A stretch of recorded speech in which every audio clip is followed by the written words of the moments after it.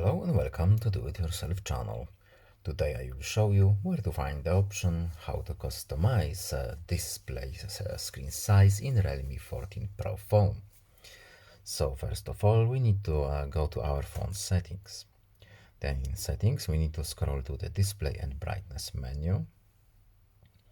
Next we need to scroll down and here we have our display size.